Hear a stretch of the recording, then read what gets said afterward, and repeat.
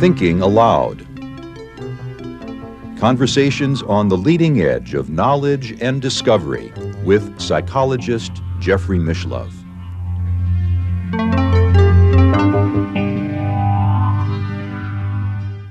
Hello and welcome. I'm Jeffrey Mishlove. Today we'll be looking at human-alien interactions. My guest is Dr. Barry Taff. This is the third interview based on a lengthy conversation that I had with him at his home in Palm Desert, California. Barry is a psychophysiologist. He's also an expert in biomedical engineering. I met him back in the 1970s when he worked at the parapsychology laboratory of Dr. Thelma Moss at the Neuropsychiatric Institute at UCLA. Now, I would highly recommend that you view the earlier interviews with Barry before watching this one. It'll make a lot more sense if you do. And so I'm linking in the upper right-hand corner of your screen right now to the second of those interviews. And if you haven't watched the first, you can link to the first from that one if you like. Barry, incidentally, is the author of a fascinating book called Aliens Above, Ghosts Below, Explorations of the Unknown. And now I'll switch over to the video that we made at his home. Let's talk about aliens. Yeah. Okay. I'm probably read more books on ufology than I've read on the paranormal. Once you get past the crap, once you get past the disinformation and the misinformation and the crazy people and the liars and the hoaxers, there's a core of information that goes back actually before World War II. But let's start World War II. They were Foo Fighters scene. And then, of course, we have Roswell, and there's still extreme skepticism about that. But there's evidence that something crashed. It may not have been humanly made. And it possessed technology we don't. And there's been disinformation by this woman, Annie Jacobson, who wrote the book, and she talked about all these really old classified programs. At the middle, she said Roswell was an attempt by the Russians by surgically altering children, making them aliens to scare us and disrupt our culture. Oh, please, with the help of Mengele yet after World War II. No, the bottom line is that there's a good deal of evidence that supports the fact, the belief more than the fact maybe, that we've been visited by technology far more advanced than us. I mean, the past Roswell, 1952, July, those flyovers, successive weekends, summer 1952, over the Capitol, over the White House. They flew at hypersonic speeds. They did not create sonic booms, but they could be tracked on radar. We sent jets to intercept. They couldn't get near them.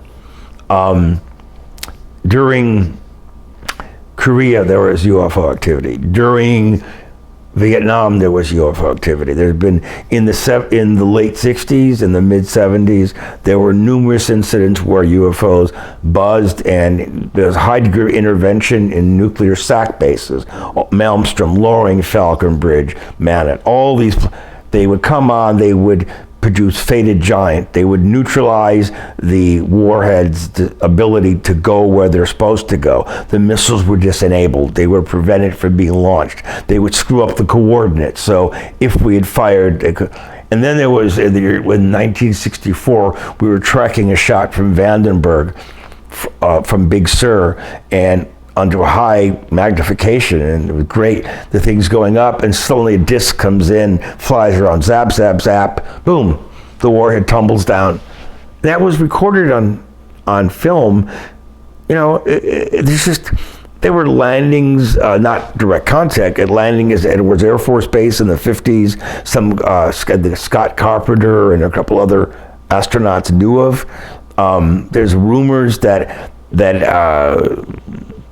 the bodies of the aliens, Roswell, several died, but one lived. The belief that we've had contact with different races. If I had to make a bet, from what I've read hundreds of books. I mean, just hundreds of them. Everything from alleged abduction cases to encounters between the military and the UFOs, the intelligence community response to that. I have a funny feeling that this information is the most volatile information ever existing on Earth. It has the most potentially destabilizing potential of everything on Earth. It is the most carefully guarded secret of anything that's existed on Earth. I believe, from what I've read, what I've learned, that if there was formal disclosure, real disclosure, that with hard evidence, it might trigger the Third World War.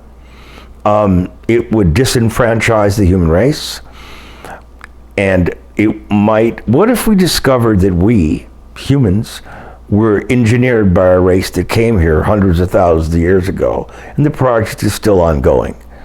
And what if we learned that we're not made in God's image, we're made in some genetic hybridization of a race of beings from God knows where? What would that do to the human race? It would give us an inconceivable past and unimaginable future. People go to church on Sunday, go to synagogue, go to mosque. They might not deal with this too well. Western culture exists on the concept of domestic tranquility. It exists with the understanding that you do nothing to shake that belief, that you believe in your government, so come April 15th, you write that check to them. If the public realizes they're not in control of our skies, they have not been able to stop this. They are not been able to diminish it. There has been exchanges that they've given us toys to play with. We might have reverse engineered some technology. I got a feeling this people would not react well to this. It would forget the paranormal stuff. When I've taught ufology in classes, people's okay until we get to the religious aspects of it. And then they start to freak out. What if, if you would, the way Christ is, they saw him being picked up in a thing of light to a cloud, remember, after the ascension. Right. What if that was real, but it wasn't? What if the Shroud of Turin was real, and what burned the image of flash photolysis was they basically beamed him out of the thing and he went up there? Well, those are a lot of what ifs. Yeah, I'm saying, all I'm saying is we've been played with over and over again. In 1917, Fatima, Portugal, about the 3 children? Yes. And then at the last event, all the thought gathered. It was raining and lightning and thundering, and suddenly they saw the spinning silver thing. They thought they were going to die. The world was going to end. It stopped raining. It dried up. People got healed suddenly. Mm-hmm. And they took a couple pictures. You see a silver disc, yep, and it wasn't the sun. Mm-hmm. We're being played with. And it's still going on.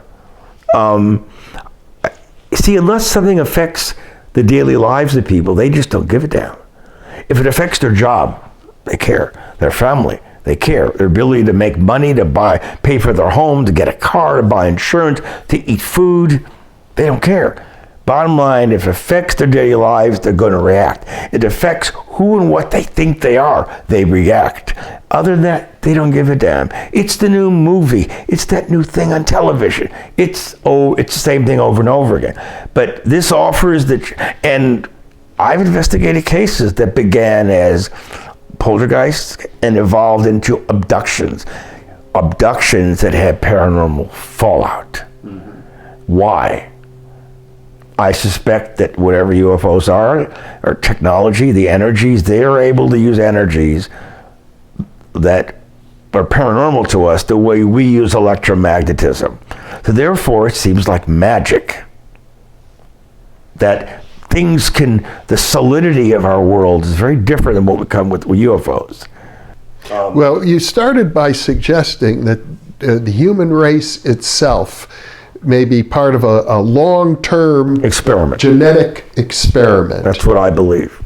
something that has been going on, I'd have to say, for tens of thousands of years. Or how about hundreds of thousands of years? Perhaps hundreds. Yeah. Here's the problem. When it comes to the we had a case, a network executive, back in the 70s.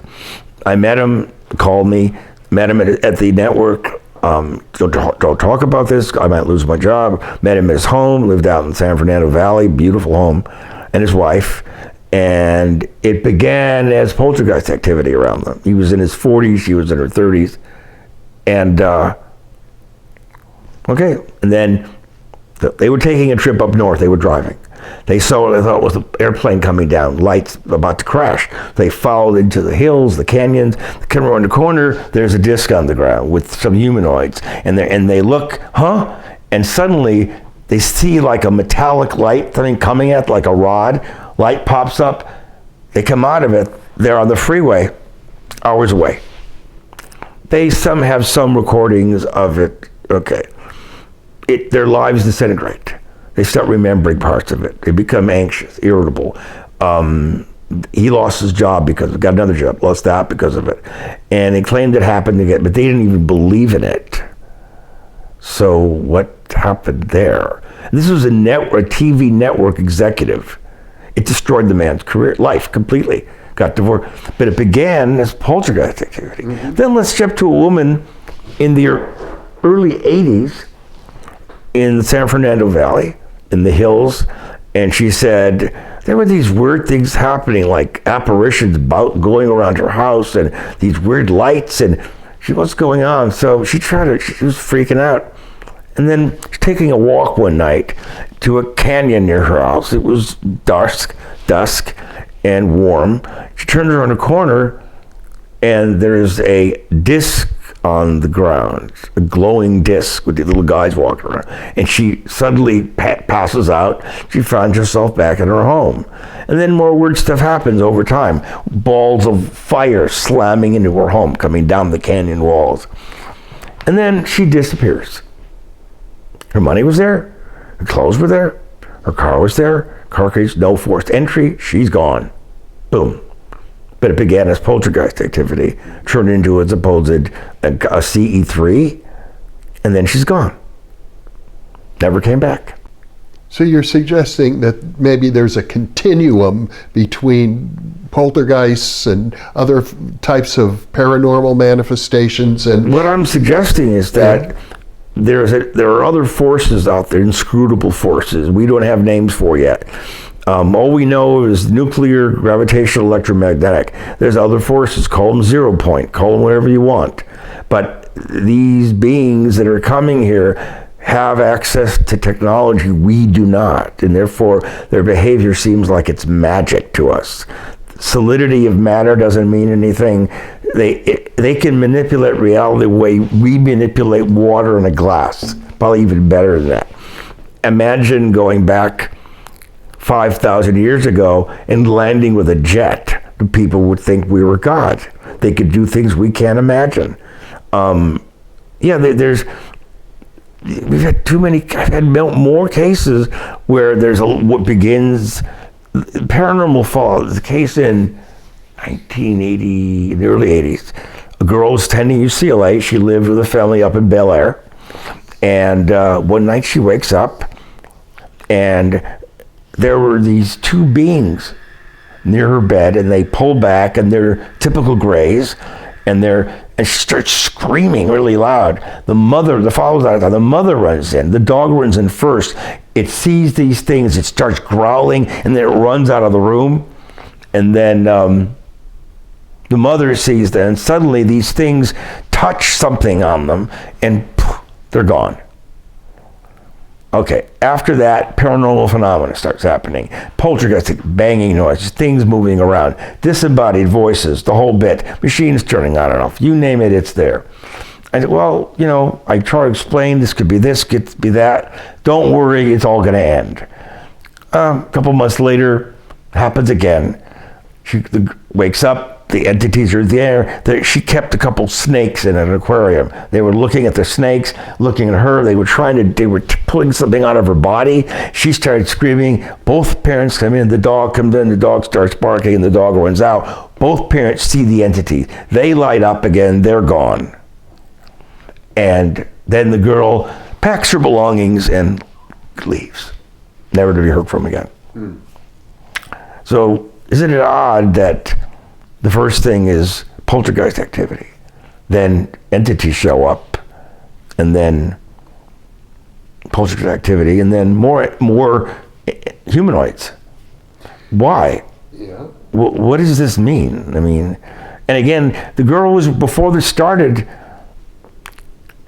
she had no history of neurochemical problems, no history of drug use. She didn't smoke, she did drugs, she didn't drink. Her parents, very wealthy people.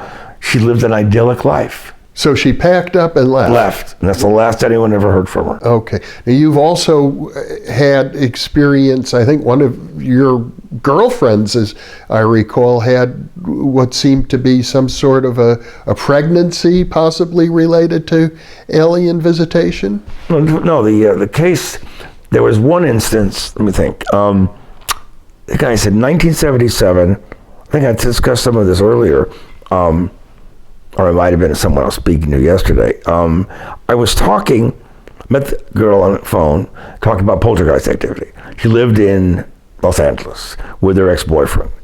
So on Valentine's Day, colleague Carrie Gaynor and I go out to meet her.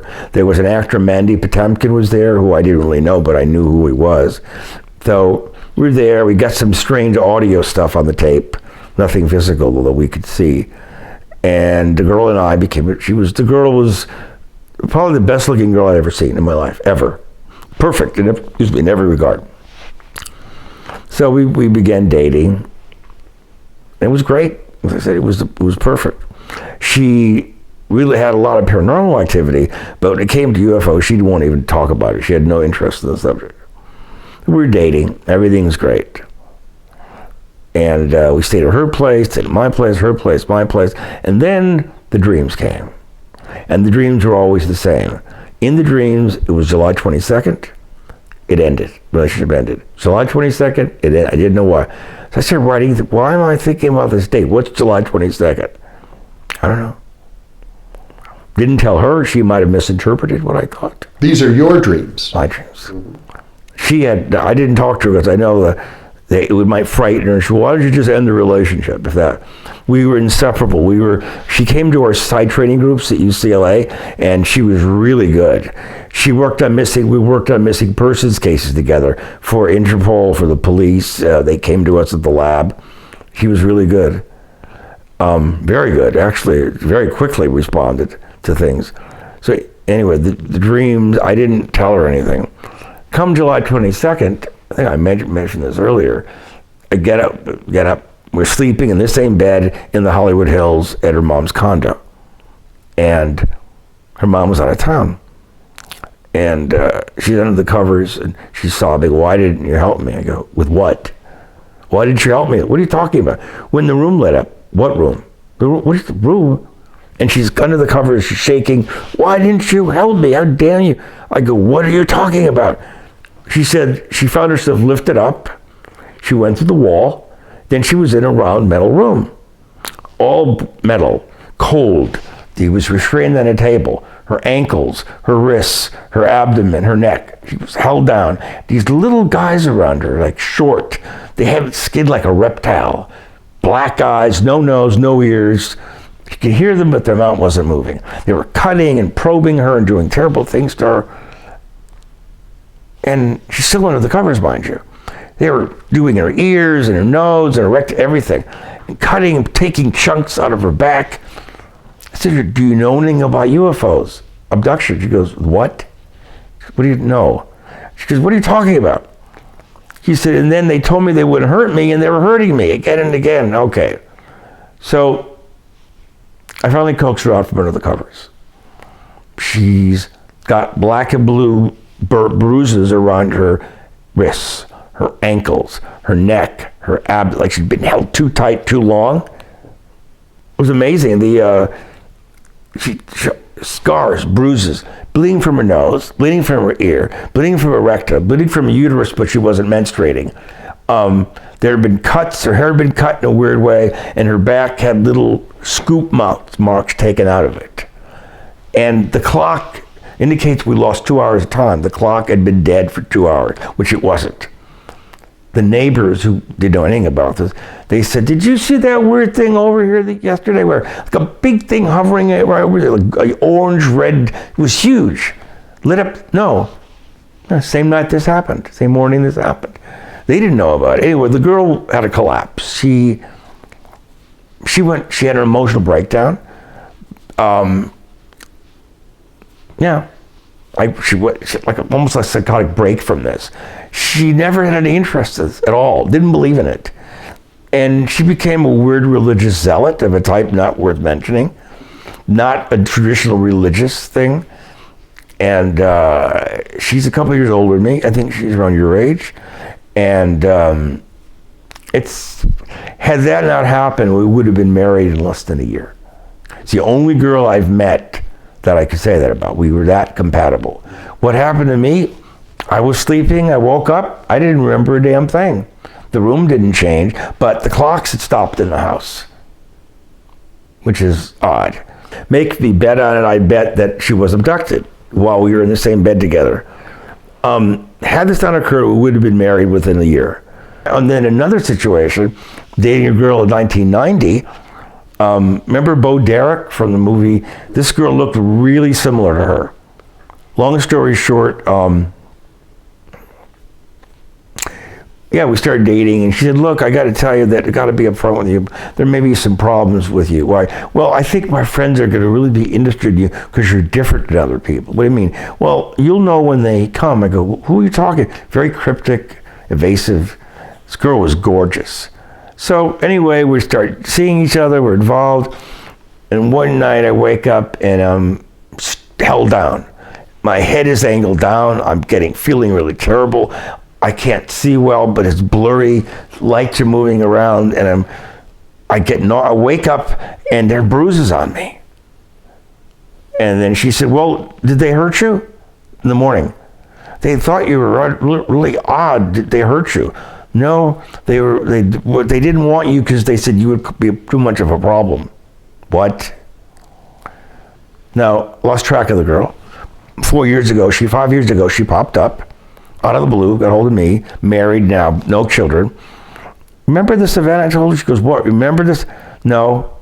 Remember this? No. Remember you told me about your friend? No. I said, remember that you were worried that your friends might hurt me? Oh, yeah. Did they hurt you? No. Are you okay? Yeah. Well, they told me that you were wrong for me, that you would cause too many problems in my life. Okay. The bottom line with all this is you're taking normal people and putting them in unusual situations. Now, I want to go back to the alien issue, because I do recall you wrote about a woman you were involved with in some capacity who got pregnant and then... Okay, this was not a relationship I had. I got a call from a woman who said that aliens are visiting her. So I hung around her, nothing really happened. And then she suddenly became pregnant. And they thought it was a ectopic pregnancy, it wasn't. Because she said she hadn't been having a sexual relationship. Right, aliens. And then the baby was gone.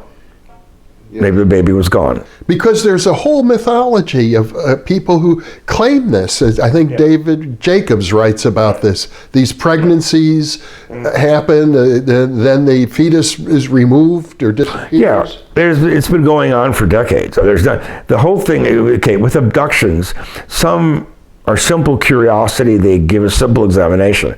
But all too often, they do extensive workups on human beings by various strange means, and one isn't looking for the fertility of the woman to get ova for her, sperm from the man, and they create a hybrid, and blah, blah, blah. There was 1966 or 7. Might have been 7. So I was like 18. I had my first car. It was very loud, very fast, like a drag racing car. Lived in a big duplex with my parents in LA. And I went into my bedroom. I felt really weird. I was seeing lights in my eyes and taking a step, and suddenly I woke up face down in my bed and it was dark. And I came out of the bedroom. Parents go, "Where have you been?" I go, "What? Where have you been?" I've been, but you don't understand. In the morning you came out and then you were gone all day, but my car wasn't gone. So what happened? I don't know. After that, things started getting really weird. I mean, the phenomena started increasing. There was 1966 or 7. Might have been 7. So I was like 18. I had my first car. It was very loud, very fast, like a drag racing car. Lived in a big duplex with my parents in LA. And I went into my bedroom. I felt really weird. I was seeing lights in my eyes and taking a step, and suddenly I woke up face down in my bed and it was dark. And I came out of the bedroom. Parents go, "Where have you been?" I go, "What? Where have you been?" I've been, but you don't understand. In the morning you came out and then you were gone all day, but my car wasn't gone. So what happened? I don't know. After that, things started getting really weird. I mean, the phenomena started increasing. In terms of my being gone a whole day, where was I for 12 hours? I was nowhere. But they came into my bedroom, I wasn't there. I didn't go to the garage back of the house. My car, when you start up the car, it would shake, the whole duplex would start shaking. It was so powerful. So where did I go? And after that, the things started getting really weird around me. So are you suggesting that maybe you were abducted? Well, I don't know. One of the ways in ufology in the last 30 years that supposedly aliens describe humans is as containers. Containers of what? We're a dynamic entity, they're not? Okay, but what are we a container of?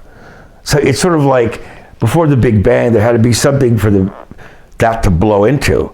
So what was there? Nothing. But then you can't blow something into nothing. There's nothing there. We're caught up in a sort of like a Mobius strip. Mm-hmm. There's no beginning, there's no end. The UFO stuff, I just got a feeling that we're not going to like what we learn. That's going to really shake up society, and it could be the worst knowledge ever given to the human race. Have you ever had a conscious close encounter of any kind? No, I've had my first encounter. I was driving over to a friend's house in Palms in West LA. It had just been raining. And I'm going past Vaughn's Market on National to get to Robertson, where I would head north. And I'm going, and the market, everything's shut down. It's like 1 a.m. And I saw what I thought was a plane about to crash. So I stopped my car, I jumped out. It was side view of a disc or a cigar-shaped thing, 60, 70 feet in diameter with bright lights coming out of it. And there's no sound. And it's like this. It's like this. It's like this. And I know aircraft really well. This was not a dirigible. This was a real object. It didn't, and then it moved away, and then it was gone. And then my parents, a couple of days later, said, "You saw the weirdest thing. We saw something that looked like the fuselage of a plane, but no wings or tail, and it was moving, and it like silver. It wasn't a dare. I called. Were the blimps out at night? Nope. That was the first thing. Then in '83 or '4, someone's door in Mar Vista. I could look, I see this disc hovering in the distance, but I couldn't make out, it was too far away. And then out here, okay, that was that. The thing, I'm trying to think, that. Okay, we moved in this house in 2017. A few months later, I'm taking out the garbage,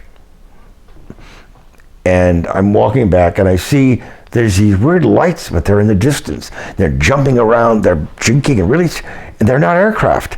And one of them is like, and it's firing, like ejecting. It's ejecting some pulsing thing down. What the hell? And it's gone. By the time my friend came out, it was all gone. Then sometime later, taking the garbage out, weeks or months later, I turn around, and there's this thing hovering there. It's a flattened disc. It's orangish red, and it's a couple of 100 feet up, maybe 1,000 feet up. It's the size of a bus, maybe a little bigger than a bus. I go, what the hell is that? And suddenly, just gone. Okay.